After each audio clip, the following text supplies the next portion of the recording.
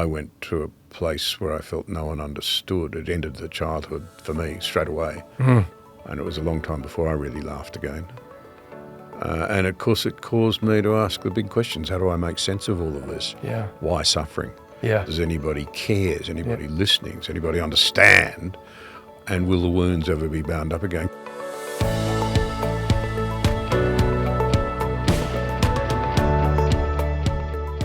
So, John, welcome to Insights. Great to have you on the podcast with us today.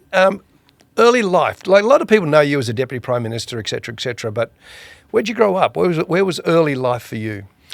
Well, Karl, good to be with you. And early life for me is northwest New South Wales, where my family have really been now since the 1840s. Wow. A little place called Mullally, which is on the top end of the Liverpool Plains, farming area. You know it because you grew up there too. I did. Yeah, we have. For anybody who doesn't know, that my first 8 years were in a place called Tambar Springs, which was a little church called St Mark's Tambar Springs, and John ended up in St Mark's Tambar Springs, which is just closed, hasn't it? It has. Yeah, the parish hasn't closed. It's just there were three small centres. We've retreated to one. Yep. And we don't have the numbers we used to have, and that's very sad indeed. You're born on the farm. You're born into farming life, and that was your years as you grew up. You always saw yourself that you would be a farmer. Well, no, because my father didn't want me to be a farmer. Okay. He said go to university, which in those days, for his generation, only 3% or something went to university. Yeah. Get yourself into university and go and get another job. Farming's too hard. Droughts, floods, fires, prices, et cetera. And then, so I did. And when I went home, said, well, I've been offered a job which I think I'll take. He looked at me, dismay written all over his farm, and I realised in an instant that it had never occurred to him that I actually might not come. Wow. And it was one of those sort of really interesting pivotal moments in your life. Yeah. And my heart melted. So I said, oh, well, all right, I'll do a part-time master's just to keep my hand in while we work this out, and I'll come home. And I never left. Yeah. What was farming like for you in those early years? When I was farming or when I was a kid? Yeah, when you were farming and I guess in both, really.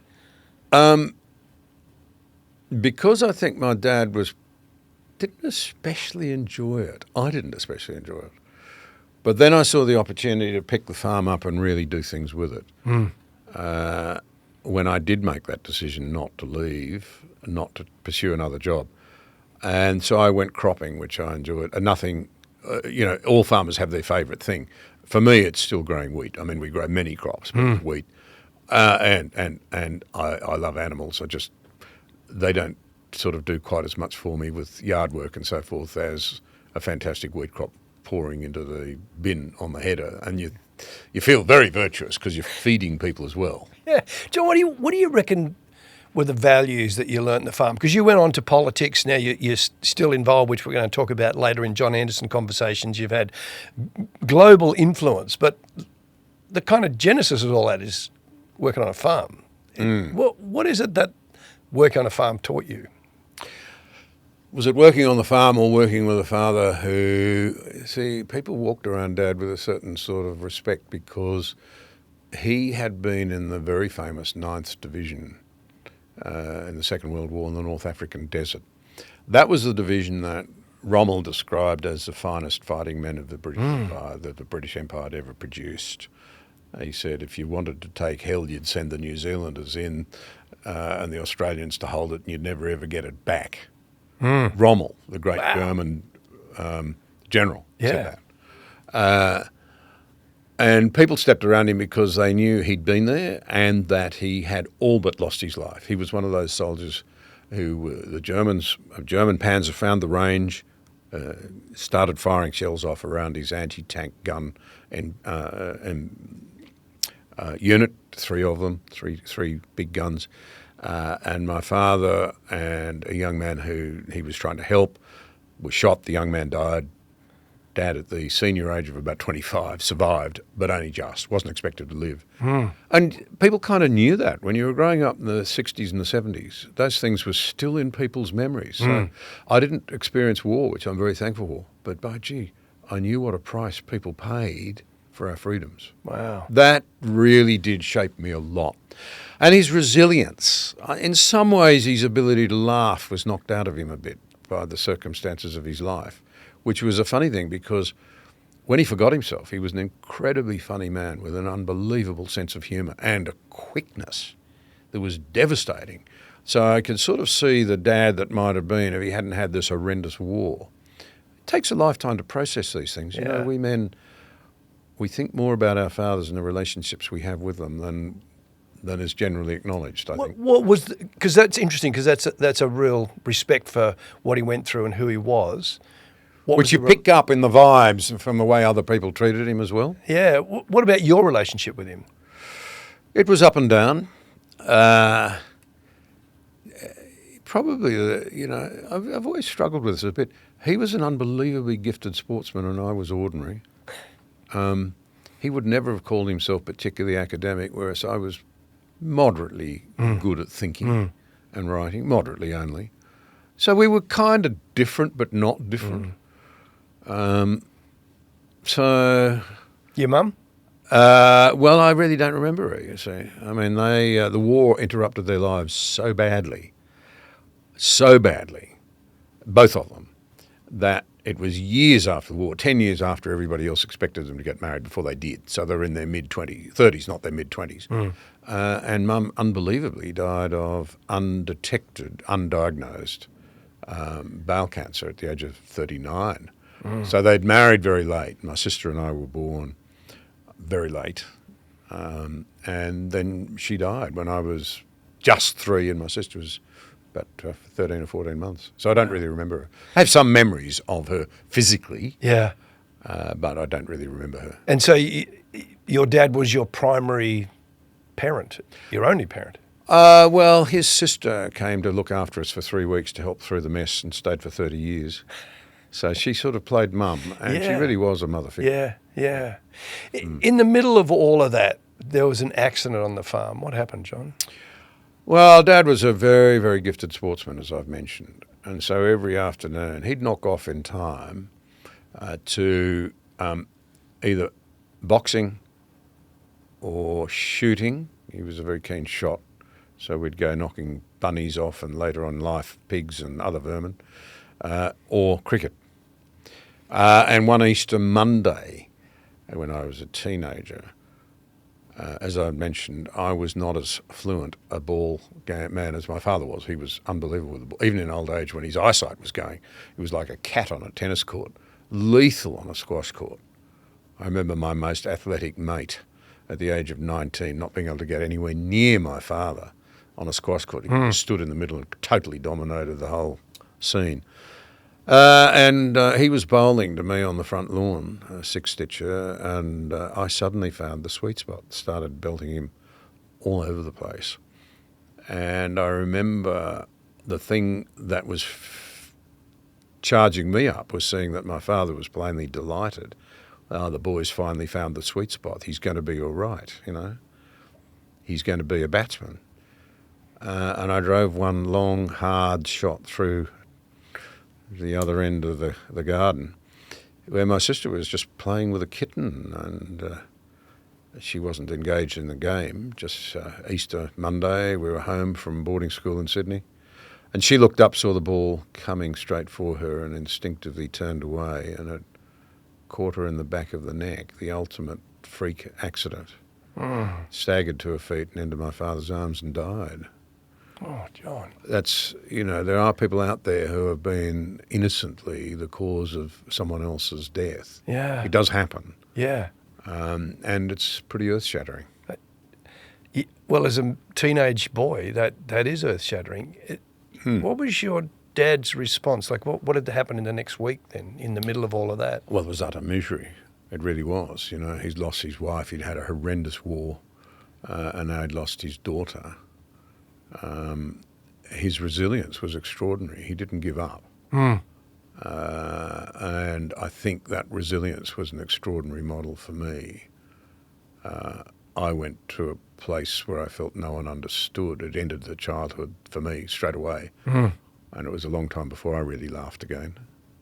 And of course it caused me to ask the big questions. How do I make sense of all of this? Yeah. Why suffering? Yeah. Does anybody care? Is anybody listening? Does anybody understand? And will the wounds ever be bound up again? Because I think I did go through a long period of thinking life is a bloody miserable turnout, you know. Yeah. Because that would, it's, you know, if you talk about leaving an indelible mark on somebody, that would leave an indelible mark on you, wouldn't it? Oh, well, you go to a place where you think no matter how good and nice people are, they can't possibly understand how I feel because this doesn't happen to people. Yeah. I mean, what an unbelievable freak accident. Did you blame yourself? No. That's one of. I've met others who do blame themselves, sometimes with some justification because they're doing things they shouldn't. Yeah. I think I was always so clear in my own mind that this was the ultimate freak accident. I mean, how could it happen? I mean, just picture out there, 360 degrees, you know, and a six-stitcher, and it's got to find a little spot about that big. Yeah. I mean, how does that happen? Yeah. Yeah. And so, as I say, childhood ended.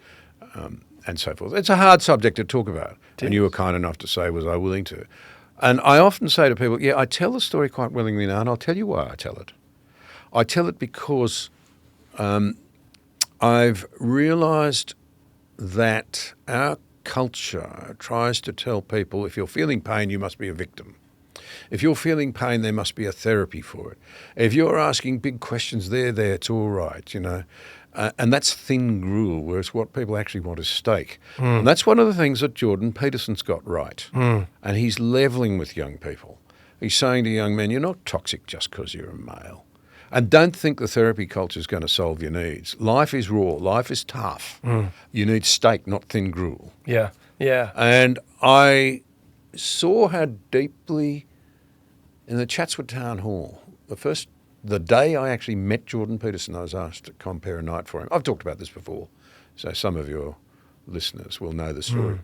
But I watched the deep appreciation as people realised he was sharing the fact that life is sometimes very raw, very tough. People go through things that are very real to them, that they're grappling with.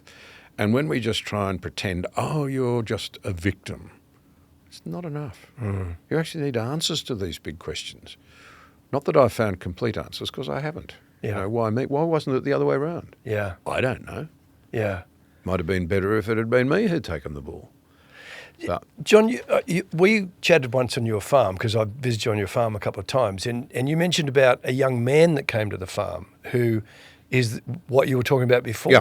Yeah, And the instrument, innocent instrument of somebody else's death. Yeah, and so that conversation, how did that help him? What did you do in that conversation? I said to him, you don't believe in yourself anymore, do you? And he said, no, I don't. And I said to him, well, I want to tell you something. I want to tell you that your mum and dad believe in you. I want to tell you the coroner believed in you, because the coroner had been very clear in exonerating him and describing it as a horrible accident. Your family believe in you, your friends believe in you, your school believes in you, the former Deputy Prime Minister of Australia believes in you, and Jesus Christ believes in you. This sounds like a dumb question, but did it help? He got his life back on the tracks, and we've stayed in contact. He's a very, very fine young man. And he'll live with that for the rest of his life. Yeah. I know that because I do, with what happened to me. But it spurs him on. He has faith, has a real faith. And there's every chance he'll be a great one. Because when people talk about grief, there's this idea that for those who haven't been in really deep or difficult grief, they're a bit like, well, why don't you get over this? But there's the other side where you never actually get over grief, do you? It always, I mean, you learn to live with it. Is that right? Yeah. Yeah, the wounds heal, the scars remain. But if the scars didn't remain, you'd be pretty trite. Yeah. Of course they remain. Yeah. It's a very, very big thing. Yeah. Innocent as I was of any ill intent or malevolence of any sort, the reality is that my sister died as a result of me playing cricket, a hard ball. Yeah. the scars remain. What do you think it's done for your character? Oh, well, it's that's a bit it's a leading question in a way, isn't it? Because Yeah. I don't want to presume anything about my character, Yeah, fair noble point. or not noble. All I can say is that I had to grapple with the three big ones, the three-sided triangle, I suppose you might say. Why suffering? And does anybody care? Does anybody understand? Is anybody listening? Is there any solution? And then thirdly, will the wounds be bound up? Will I ever know joy again? And I don't have the complete answer to the first one. Why suffering? I have the theological broad answer, the broad theological answer. You're the theologian, not me. But we've broken this world by our own selfishness. It's not as it was intended to be. It wasn't meant to be like this. It doesn't answer why me, but it does explain that it wasn't meant to be like this. There's purpose in it. The purpose comes when you recognise that, in fact, if you believe, as I do profoundly, that there is a higher being, there is a God. He came to us in human form, and he suffered that feeling of extreme loneliness, because that was what I felt most, the loneliness. I'm out there. No one can possibly understand this, no matter how nice they're being. No one's been here. You discover later in life that some people have been, but they're pretty rare. And you're thinking, what's this loneliness? Well, the loneliness that Jesus knew eclipses anything we know. All of the world seemed to desert him, except for a few women who hung by him at the cross as he was dying. All his friends, everyone scatters. Yeah. No one defends him. Yet he's totally innocent. He's done nothing wrong. And then you think of the absolute pain of injustice. We feel injustice really deeply, Karl. We all do. Watch your kids when they think they've been unfairly treated. Well, he was unfairly treated. I once heard a lawyer describe the 5 or 6 major areas where in Roman and Jewish law, his trial was an abomination. He was innocent. The charges were completely trumped up, and yet he wore the price of a criminal. And then thirdly, there's the actual pain of separation and of physical agony. Why? To take the punishment that I deserve and that you deserve, in order that if we're prepared to believe, we don't face that punishment. But then the good news is that given that it was never meant to be like that in the first place, it can and will, I believe, be restored. The wounds will be bound up. Our joy will be complete. Our relationships will be restored vertically, maker and created, and horizontally, people to people. And deep down, that's what we actually crave. And one of the sadnesses to me about where we've gone to, this word people use, the modern zeitgeist, is that I don't think people are familiar with that rich tradition and are not in a position to analyse what it actually means because they haven't heard it, they don't understand it. Worse than that, in a way, the starting point is that they don't even really quite know what it is that they're looking for. Yes. Whereas in terms of what I've said, restored relationships, because I think that's, in a way, the way that I like to see it anyway, you find what we're actually craving in our deepest, innermost being, which is unconditional acceptance and love. Yeah. John, do you think that part of the problem of the culture is that most people in Western culture don't go through the experiences that you did? I mean, there are plenty that do, but life is pretty good, pretty safe. It is and it isn't. Yes, yeah. They're not very happy out there. Yeah, that's a whole, Jonathan Haidt's Anxious Generation, all of that. It's very real. But totally, but it's not out of, because they're living through a war. They're actually living through comfort, which is meaningless. Yeah, right. Who did you go to? Like, so, you're in your mid-teens, you're back at a private school. How do you process this? You can't just process this by yourself. Enormous loneliness, a terrible lack of self-confidence. Yeah. There's a sense in which belting that ball's always made me fearful of belting something too hard in case it breaks something, if you see the analogy. Sometimes people used to say you lack that final killer instinct as a politician. Maybe I did, maybe I didn't, I don't know. Others can judge. But I think I was always wary about belting too hard in case something got badly broken again. Yeah. So just go on. Yeah, but look, the answer is that I once sat in the chapel hearing the chaplain talking about a God who loves and can be loved. And I thought, this is what a load of nonsense. I mean, I'm sure there's a God there. I've never doubted that. But he's got to be big and impersonal. You know, there's getting on for 1,000 people in this hall. He couldn't be engaged with them all individually. But it kind of got to me. So I went and talked to a teacher who I knew was a believer and said, look, what is this you believe? And I don't even remember what he said to me, but I walked out of there convinced that Jesus was real. Yeah. You went on to university. In that whole process, coming out of school, you're believing. Did university challenge that, confirm that? No, I fell into, you talk about easy living. It was too easy to be slothful, and I wasn't a diligent student. I'm ashamed of that. And I just floated for 2 or 3 years and then realised that I'd gone to a terrible place. I was in danger of hanging Christ on the cross twice, so to speak. Yeah. And what caused you to step back into faith more deeply? As much as, it's a good question. I had a fascination with late modern European history, the story of how a culture became what it is, and then convulsed itself by rejecting its own values. What do I mean by that? Well, you had, if you like, the Reformation, you had the Renaissance, I suppose, the Enlightenment, and then you saw everybody trying, I suppose you'd say, almost the evil intent of overturning it all, trying to find a better way. Human beings are always doing it. It always seems to centre on them and their power. Yep. And the ugliest examples of it were communism and fascism in the 20th century. Look what they did. Yeah. And we actually had a lecturer. We had a lecturer in late modern European history. And as we were about to take our final exams one day, he stood in front of a very large course. It was a large course, quadrangle, Sydney University. I wish I could meet that man again because he was so honest and so intellectually crisp. He said, I hope you realise this is not part of the curriculum. I'm just talking to you personally, that you actually have got a choice to make. I've got a choice to make. We've seen how Christian faith so shaped the world in a way that many of us think was better, and we've seen how determined intellectuals and others have been determined to find a better way, to reject it all, create a better world. You've seen the miseries that's actually visited on us. He said, for what it's worth, I can't believe in Christianity, but I can't not believe in it.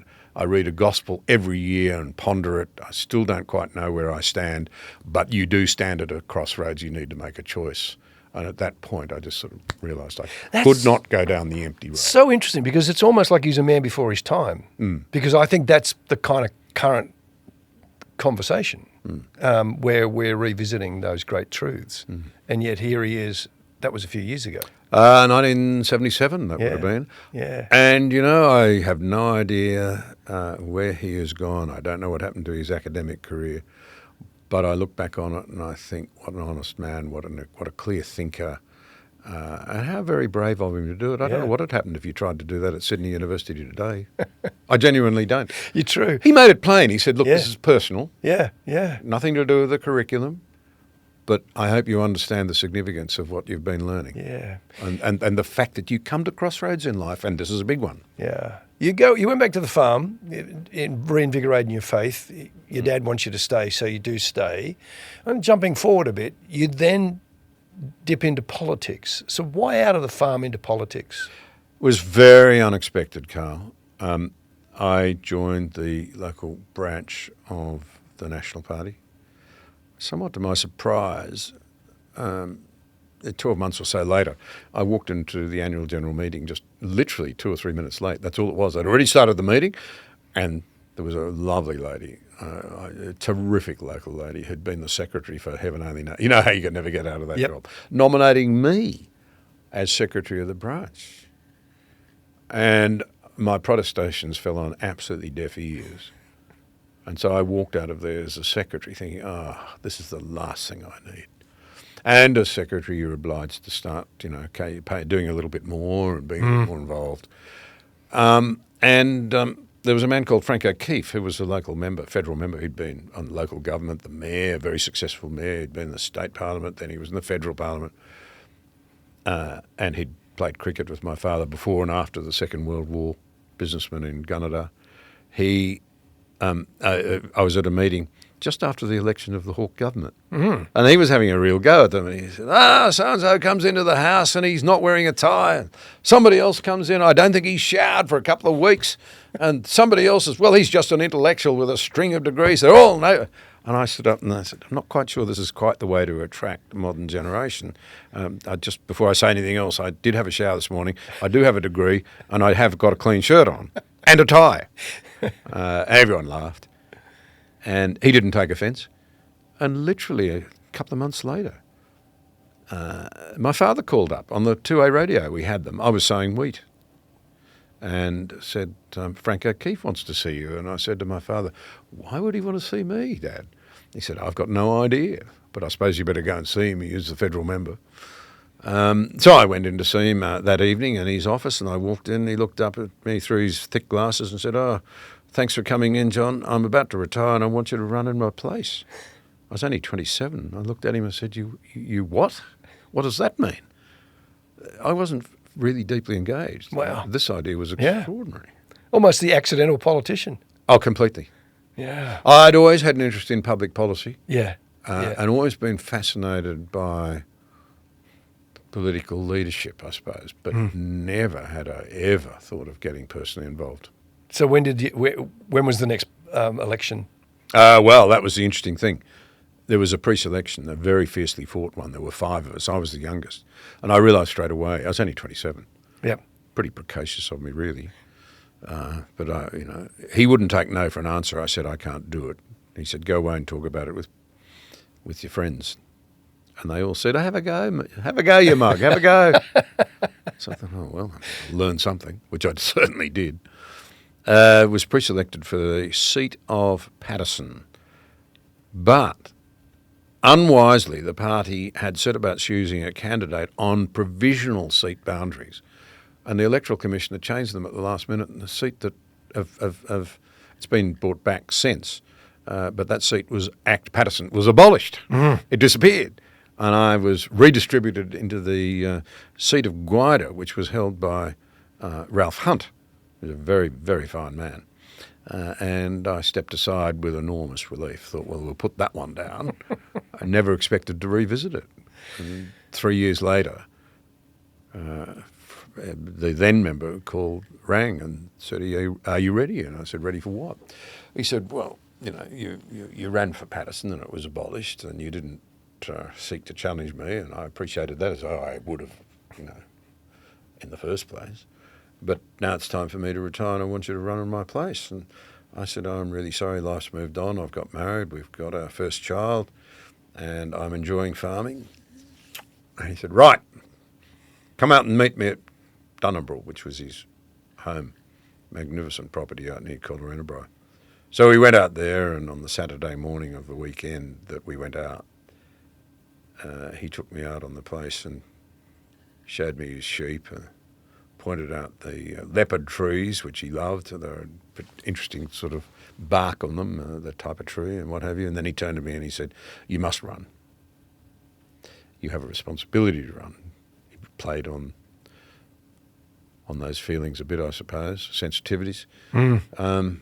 And to my surprise, my father was against it, but my father-in-law, who I revered, was all for it.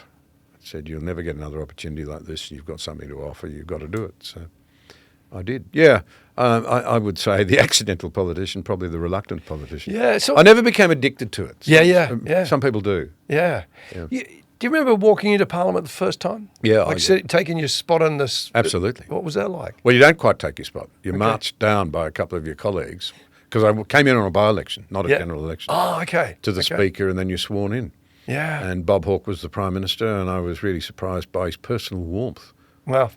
And I didn't know how to reciprocate, to my shame. A Labor Prime Minister, they're meant to be the enemy, but at a personal level, he was very, very warm. Wow. Yeah. And you get into actually pretty heady stuff when you're, early 30s. Mm. Yeah. Not that long after that, though, you and Julia faced struggling with a ill child. That was, well, it was quite a bit later. Okay, it was a bit good, later. 10 years later. Okay. Yeah, we had, Julia, my wife was always she was one of four.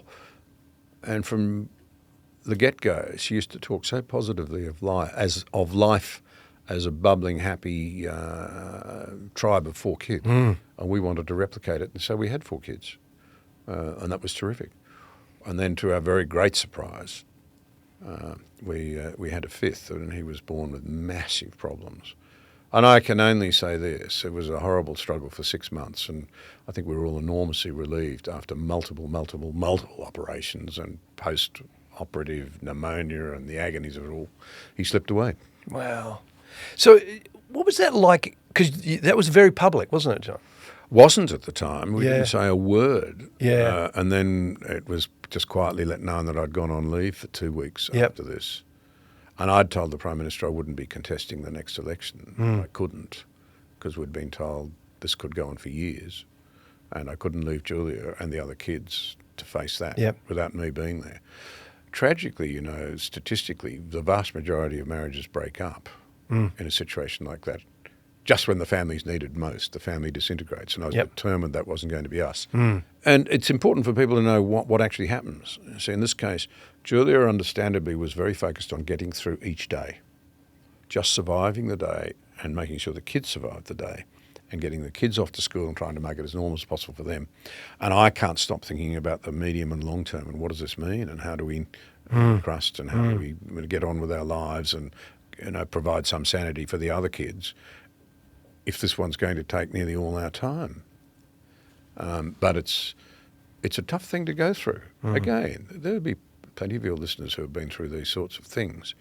But really it was a relief for him and a relief for us that it came to an end. How did you were saying so many marriages fail in that. How did yours not fail? If I can put that in a... It's about commitment. It really is. You have to resolutely say, you grit your teeth, as my father would have said, and you say, this is the right thing to do. Now, we have had a very loving marriage, so that side of it was agreed. That was a taken. But it's more than that. It's the practicalities that we are going to do this together. We're not going to let one another down. Yeah. In the context of politics, which there's this notion, one well-known Australian politician talked about hating everybody else on the other side of the aisle. And there is politics is a very contested area. How did you find both sides of politics in that moment? I once made the mistake of saying to Ian Sinclair, the enemy over there, so to speak.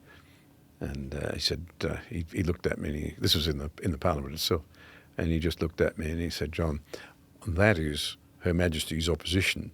The enemy is the person behind you wanting your job, which was an insight into politics. Yeah. It's a very highly sort of contested space, I suppose you'd say, any position of leadership, even just a place in the Parliament. It is. What did I find it like?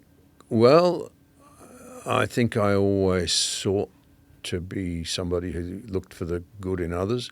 I think I often failed. And I actually made good friends with quite a few people on the other side.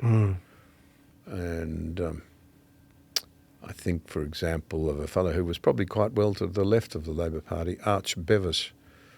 We were in Brisbane at a function once, and it fell to him for some reason to introduce me as a young backbencher from the other side.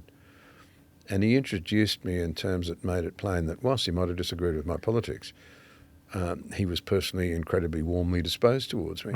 And it could be like that. I suspect it's less like that now. The collegiality's gone out of it, and that really worries me. But I think of some of the people that I've enjoyed really good relationships with from the other side. I think of a Peter Baldwin, who would have been seen as to the left of his party, whereas I would have been seen at the Conservative end of mine. And we have a terrific relationship. I think of Kim Beazley, very, very fine Australian. I enjoy his friendship, and Julia and I enjoy our friendship with he and Susie very much. Martin Ferguson, you couldn't ask for a more decent bloke. He was my opposite number in the Parliament for a long time. And that's a business of recognising the humanity in others and doing something that our culture no longer does very well, recognising that you're not perfect yourself. Mm. This is one of the great problems we have in the name of identity politics. We become very self-righteous about ourselves and the people in our group. And do you know, at a practical level, one of the problems is people don't go to church anymore. Mm. So they're not put in that awkward position of having a confession time. Yeah. I sometimes lead in church in our little local community, and when we get to the confession home, I say, no, hang on, just stop and think about how important this is. We need to be humble enough before the Almighty and one another to say, not all righteousness and goodness and truth and honour belong to us. In fact, just the opposite. We're all flawed human beings. And before we go and judge others, and Peterson, of course, is very strong on this line as well, we need to face the fact that we're not quite who we should be either. Well, our culture doesn't do that anymore. Yeah. We tell all our kids, oh, it's all about you, and if something's going wrong, it must be someone else's fault. Yes. Yeah. That's a terrible, yes. Yeah. a terribly damaging thing to tell. I heard a fabulous young preacher on the weekend say, we judge the actions of other people, but we judge our intentions, like the difference between actions and intentions. So we're soft on ourselves because we think we have good intentions, and we judge the actions of other people. And there's an interesting kind of difference between the ability to be open to confession. Solzhenitsyn in the Gulag Archipelago wrote something to the effect of, the problem of evil, if only it was so simple. To get rid of evil, all we'd have to do is get rid of all the evil people. But the problem with that is that we're not too keen on doing away with that part of ourselves that we don't want to face. Yeah, yeah. John, jumping forward, one of the really critical issues for the world, but actually impacted you deeply, was the 9/11 tragedy. The towers go down. John Howard is actually in America. So you're the stand-in Prime Minister. How was that? What happened there? Pretty challenging. Oh, yeah. Ansett failed the same week, and there was a refugee crisis. It was a pretty rough few days. I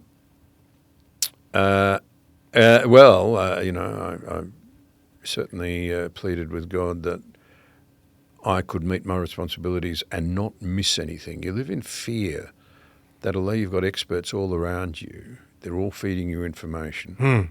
You've got a lot of wise men and women in the cabinet making the essential decisions, and John Howard's on the phone once we'd re-established contact.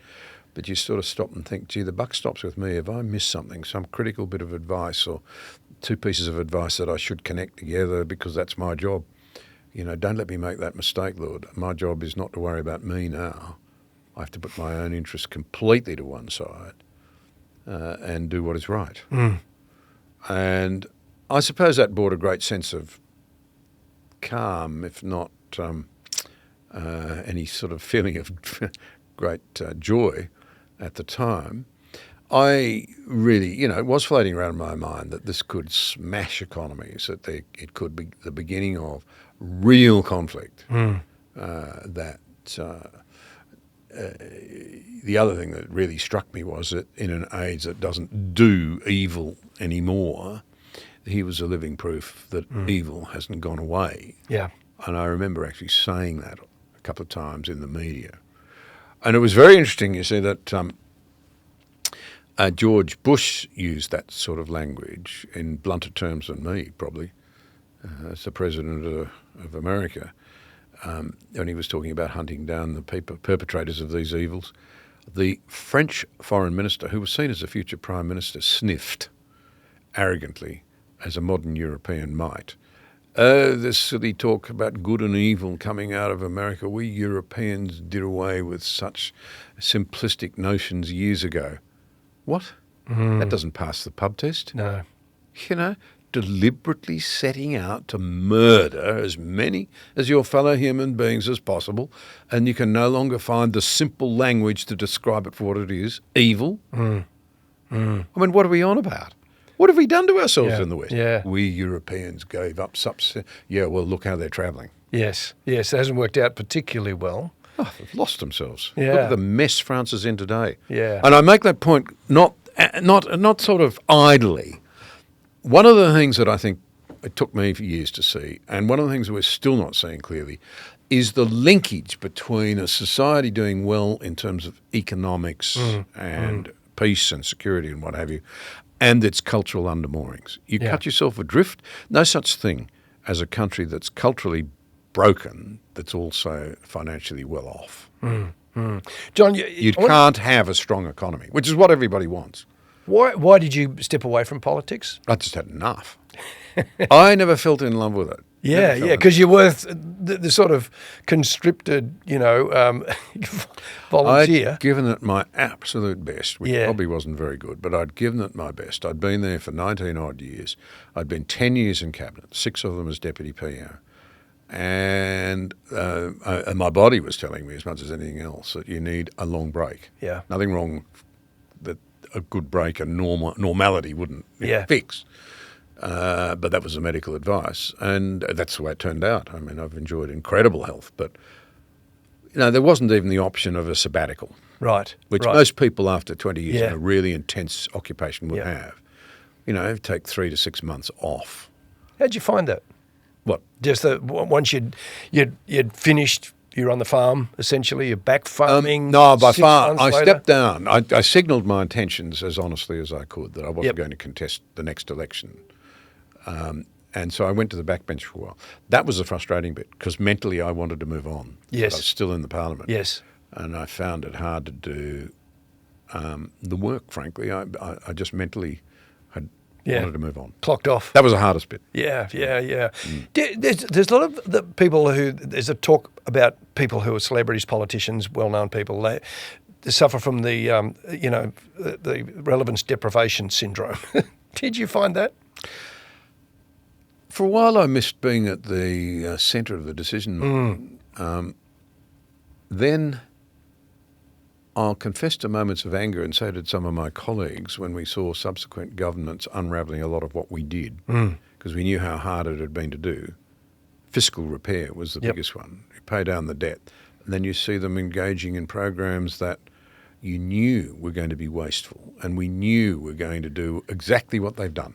Yes. Build up great big debts that mean they've got to take too much in taxes. We're passing on unconscionable debts to our children.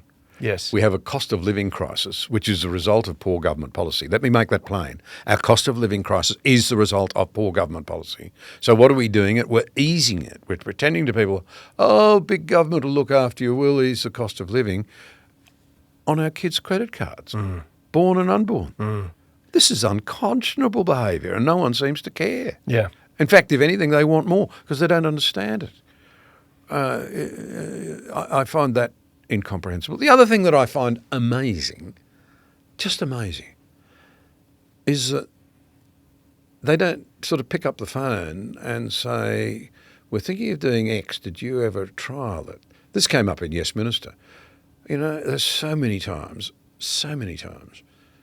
I could have just said, I'll tell you exactly what happens if you do that. You make your call whether you want to do it or not, but I can tell you how to play out because we did try it. Yes. And it didn't work. Yeah, but no, they always know best in their own current generation. Yes. Yeah, because this is where I'll say something. Yep. I've noticed, whatever else we might want to say about them, there are 2 members of the parliament that I know quite well who do not make that mistake. There are more than that, actually, but they are there. Perhaps I won't name them. That wouldn't be fair. But there are, even to this day, people who will call me up and say, thinking about running with this, or did you try that? They are there. Yeah, because the whole GFC, what was quite remarkable for Australians, and maybe many have forgotten this, that Australia did reasonably well in the GFC, partly because we had no debt and low interest rates. That's right. Which is all a part of the policy of your government. That's right. Yeah, so I heard an academic the other day, a very senior one, give every reason you could possibly imagine, an economist, as to why we came through the GFC well, and he left the big one out. We went in with no debt. Yes. Yes. So And then they'll say when you point it out, oh, yeah, but you had all those high mineral prices. No, we didn't. yeah. We didn't actually. You know, we did it despite the fact that commodity prices were quite low when we started to pay down that debt. So I know, because again, another conversation we had a few years ago, that you actually were thinking of a tilt back into politics, and it seemed to me, and this is somebody watching from the outside, John, that you almost had these two choices. One was get back into politics, and you had a tilt at it, or continue with John Anderson Conversations, and I want to come back to that, but. The going back into politics, that was that level of frustration and have I got something to offer? And a little bit. I suppose people will take a cynical view and say, oh, you know, he was feeling irrelevant or something, but it wasn't really that. It was that I could see how quickly the experience was being washed out. And I thought, I don't want to go back and be a front bencher, but maybe I can just provide a link back to an era when cabinet government was working properly. And there's a lack of understanding that in the end it's cabinets that are of a sufficient quality and are committed to good public policy. This is why I don't like the fragmentation of the major parties. I believe in effective cabinets. We were able to pay down Australia's debt and make the biggest change to the tax for the last 25 years. Nothing serious has happened since, et cetera, because we had an effective cabinet, which was very well led, I have to say, where there was real intellectual depth. And the characters around the table were of sufficient quality, if I can put it that way, to not leak and undermine and backstab and behave. And also very hard working, because, I mean, surely there wouldn't be, I mean, maybe other than Paul Keating, but there wouldn't have been a harder working treasurer than Peter Costello, who I know is a good friend of yours. But, you know, his work to get it to GFC up in Australia was just remarkable. Well, I think that's right. I love pointing out to Peter, it was a team effort. Oh, yes. And I think of all that sort of budget repair work and so forth. That was basically 5 of us charged with that job. Yes. With John Howard chairing when it was needed. And that's why I'm graded A. You know, it was incredibly demanding stuff. People don't like you saying no, or you can't have it, or worse, we're going to have to remove it for now. Yeah. And they hated it, and we were nearly only a one-term government. But once the fruit started to flow, this is the thing. I don't understand why so many people understand that if they look after their own personal finances. I used to use the farming analogy. You see a lot of rundown farms. And that's always a bittersweet experience for me because I find myself thinking, gee, if only I could get my hands on that bit of dirt, here's what I could do with it to tidy it up. And then you sort of feel annoyance that people let it slip to that level too sometimes. But if you take over, okay, I've seen it happen. An innovative family will take over a burrow to the hilt, take over a farm that's very run down. Well, they'll belt around in a Toyota that's done 400,000 Ks, and they won't go skiing, and they won't go jump on a plane to go overseas, and you know they'll live simply until they've and work very hard until they've got it into some sort of order, and then the fruit starts to flow. The genetics are right, you know, the infrastructure on the farm's right, the soil cultivation's right, it's being done properly, and the rewards flow. The nation's no different. But we're living in a time when it's apparently all right to go on overseas holidays despite the fact that the bank card's ballooning. It's all right to indulge every little lobby group's sort of particular indulgence. It's all right to buy people off with a grant here and a grant there on our kids' bank cards. And then you expect to be prosperous, whereas in fact we have one of the fastest declining living standards in the rich country, amongst the rich countries in the world. That's what's actually happening. Yeah. Yeah. You know. So, John, no one seems to be prepared to make those choices, to provide the leadership, yes, to stand up and say, look, apart from anything else, we're not an immoral people. We don't want to do this to our children. Yeah. John Anderson's Conversations, how did that start? What was the first... Stumbled into it. Yeah. You're supposed to say you had this well-worked plan for a decade. No. Was somebody asked you to do it and you thought, how hard can that be? Well, it was a very good friend who sort of saw the opportunity, but we'd actually hosted a small dinner with Ayaan Hirsi Ali and Neil Ferguson. And they had led such an interesting conversation that the next morning we asked Neil Ferguson whether he'd put some of those thoughts down in a recorded conversation that we could float off into the ether. because we thought, well, this is going to be interesting to a lot more people. And podcasting looks like it might be something that could take off. It was as simple as that. Now, I didn't launch with Neil, funnily enough, because we put together a couple of people and we actually recorded some conversations, put them in the can. We were going to do a bit of a launch. And then a young fellow said, oh, Jordan Peterson's coming to town. Why don't you have him on? And I said, who's Jordan Peterson? And this is a while ago. That's amazing, isn't it? Yeah. And they said, he's an American clinical psychologist. I said, why would I want to talk to an American clinical psychologist? They said, oh, well, everybody's fine. So I started to have a bit of a look at this bloke, and I thought, my goodness, he is interesting. So we did. We recorded a conversation. It was an hour and 20 or an hour 25 long or whatever. He was fascinating. We shared a great love of history, and the lessons that can be extracted from history seem so important. Yes. And at the end of it, I said to him, well, look, we'll take the best out of that and put it into something coherent. And he looked at me sharply and he said, why would you cut anything out of that? And I said, well, it's a bit long, isn't it? And he said, no, you're not understanding what's happening. He said, young people are just as interested in content as ever. And the old guard thinks they're not, and they don't read books. They're just as interested. Yeah. And what we talked about was interesting. Put the whole lot up. Yeah, I'm going to come back to what happened, John, but it's interesting when we first started, I stepped out of a local church to do Olive Tree Media, and I remember a conversation with somebody, I don't remember who it was, but they said, the trouble with, media, Karl, now only people listen to 3-minute YouTube clips. And I thought, and I remember thinking, that is a challenge, isn't it? But we are in such a different space, because what happened to that 1 hour and 30 conversation with Jordan Peterson? Well, we put it up, and I couldn't believe it. The numbers just kept flipping, and suddenly we were on the map. Yeah, and because there is a huge appetite, especially with young men, who will listen to. Yep. There was Joe Rogan had a conversation with a guy called Wes Huff, who's a Canadian apologist, and that goes for 3 hours. Yeah, like John, Well, he had one with Trump.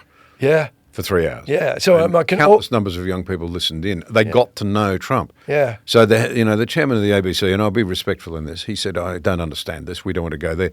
The chairman of the ABC should be saying, why are those young people not tapping into the ABC? Yeah. What's Rogan doing? Yeah. Whether I like him or not is irrelevant. Yeah. He's getting guests on that people are listening to. Yeah. This is the podcasting world, and it's reshaping our world. It's not all good. No. It's not. I'm trying to be in a space that's sensible, so that we're, making a positive contribution.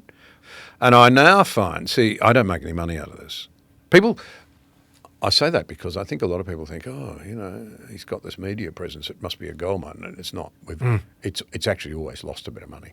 But we do it as a community service. What was the thinking behind it? The thinking behind it was that I don't think you can get good public policy without a decent, reasoned debate and lots of knowledge. It's tough work. Yep. You can't make it up on feelings and on the whim of the moment. So we wanted to make high-quality content available across a whole range of things: economics, defence, philosophy, faith, human interest, and just provide a conduit for people to tap into good thinking, largely interrupted. My model is to try and avoid interruption. If I interrupt, it's usually only to get them to emphasise a point they've made. Let the listener decide whether they agree or disagree. Yes. Stop this business you see on the ABC. There's one person there in particular who just can't help herself. Just interrupts all the time. You never get the flow. You never get the flow. And you know full well that it's backing the person into a corner where they're going to reveal less, not more. Yeah. Less. Yes. We try to operate on a different model altogether. Do you think we've forgotten how to disagree well? Oh, absolutely. Yeah, because the whole cancel culture. So how do we disagree well? What have you learnt in the podcast that would help us as a community? Jonathan Sachs was one of the interesting ones. Now, he's died, unfortunately. Everybody loved Jonathan. He was the head rabbi in Britain, and he was in the House of Lords quite early days, and we approached him, and he already knew what I was doing. I was amazed. I was blown away. He said, yes, I'd love to come on. I know your show. On one condition. I thought, I wonder what that'll be. It was that we do it in my own home. I want you to come to my home and do it there. So in we went, and his assistant said, I've never seen so many books in one house. I said, how many books are there here? He said, 10,000, and the rabbi will be able to tell you what every one of them's about. 10,000. My goodness. He was a really learned man. But he talked about the way in which in Jewish culture you have these furious arguments, where everybody sounds as though they're about to tear one another apart, but they're not really. And he had an amusing anecdote to illustrate the point, but it was about disagreeing whenever you felt you had to, loudly and vociferously, but never making it personal. Mm-hmm. And that way you distill out the best solutions, if you like, to a problem. Yeah. But that was the emphasis. Have lots of disagreement, but don't make it personal. We do the opposite. Yeah. We do the opposite. Where does cancel culture start and stop? I mean, freedom of speech, we're both really committed to freedom of speech. Is there a point where you go, no, that's too far? Well, yes, there What is. does that look like? It's a good question. It's a very good question. And I think we're still grappling with that. Mm. We know that young people have lost confidence in freedom of speech, and we know pretty much why. You can track it in America to about 15 years ago, and the advent of social media, where a lot of young people started to experience such vitriol that they said, if that's free speech, I don't want part of it. So they started to say, appropriate speech is all right, but not free speech. Mm. Well, who decides what's appropriate and what's not? Yep. Unfortunately, of course, it's a real issue. You do have to. So the old illustration is that you're abusing your right to free speech if you yell fire, fire, fire in the middle of the cinema when there isn't one, and cause mayhem and everybody tramples one another and people get killed as they try to escape. That's an abuse of free speech. I think it's an abuse of free speech to incite loathing and hatred. It's never abuse of freedom of speech to contest ideas. I think we have to ask ourselves some very hard questions now in the place the zeitgeist has taken us to in this and other similar countries, where we have invited people to join us in the country. Sometimes they've come by invitation, other times they haven't, who are importing values that are so different to ours, so hostile to ours, that they are now plainly using quite conveniently, even more than conveniently, quite in quite nasty ways, using our commitment to freedom of speech and our laid-back approach and so forth to vilify others in ways that are plainly designed to encourage hatred and division.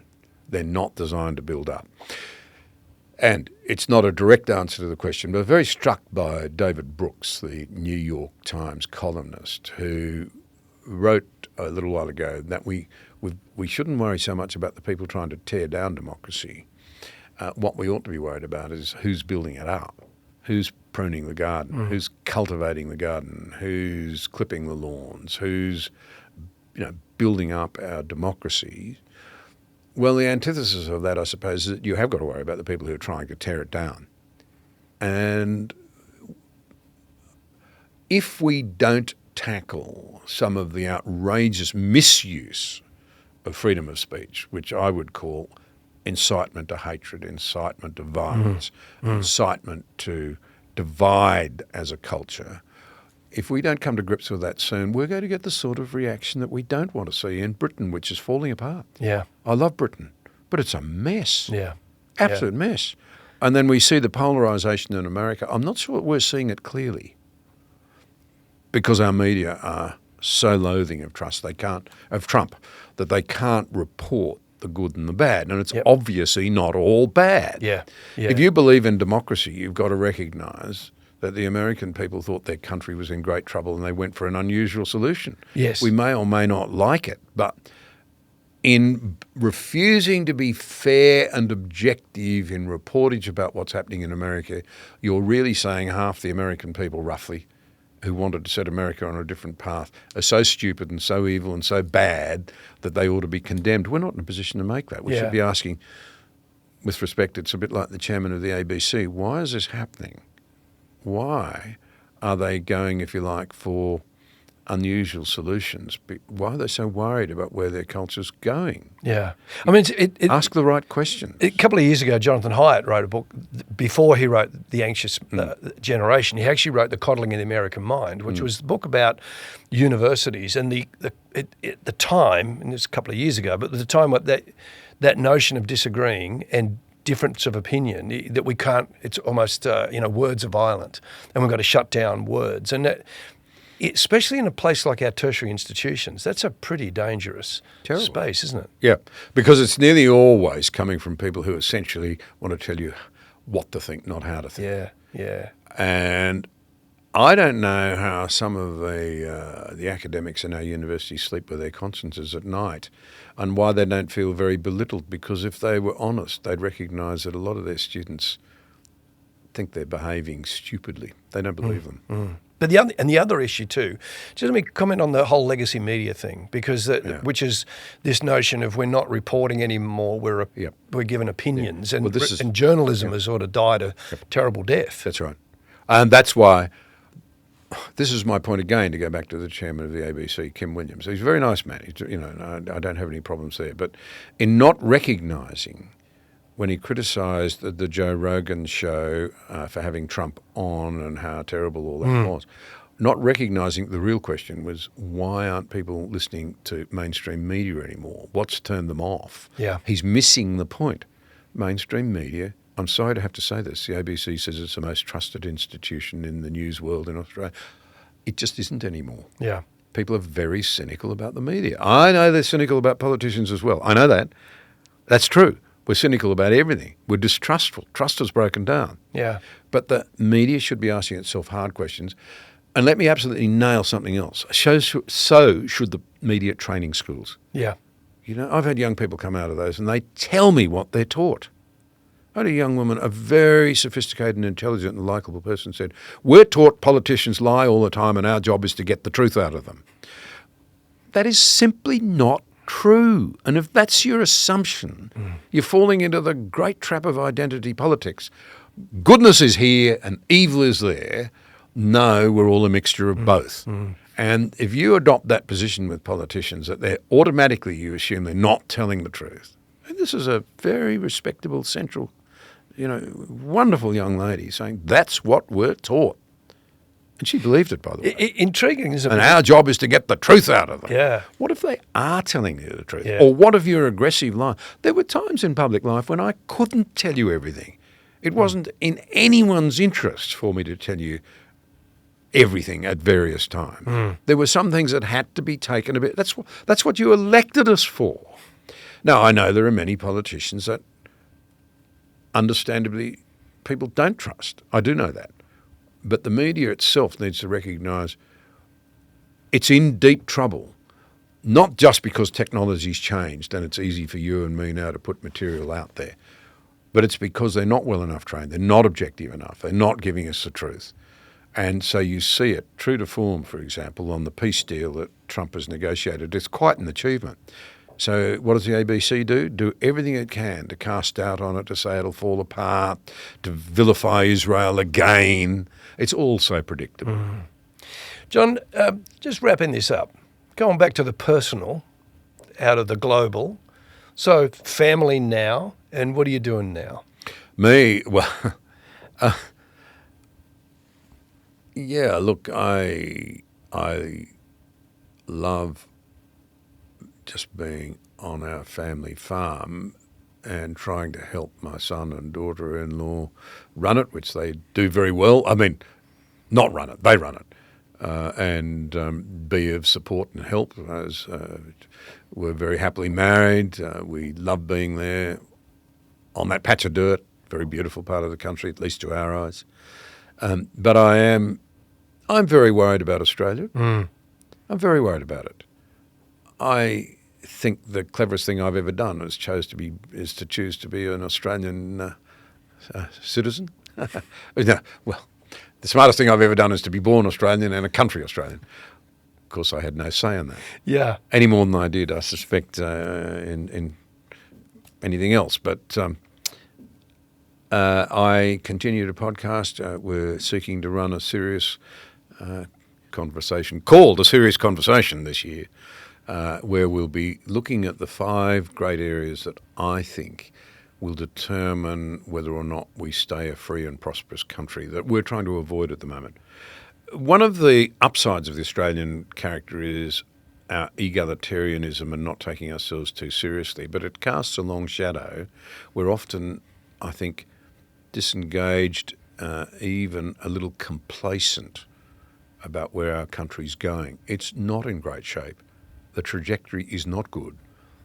I meet almost no one who thinks it is good, and so I want to do everything I can to facilitate those who say, I want to be involved. I want to steer things in a different direction. And we've got to grow a seedbed for the propagation of better policy thinking, but also the encouragement and the building up of today and tomorrow's leaders, because they're not getting the free air they need. Our culture is trying to chloroform them in all of the institutions, not just our parliaments, in my view, in their leadership roles. I get a real buzz, I really do, out of younger people who say, we're really interested in content, can we sit down and have a coffee? Nothing brings me much more joy than that. John, your insights have been fantastic. We really appreciate you sharing your life, your experience, and your insight. Really appreciate you being on the show. Well, I just worry I talk too much about me. I try not to, but you've asked the questions and I've tried to answer them. But Karl, it's always good to be with you. Been great. Thank you, John.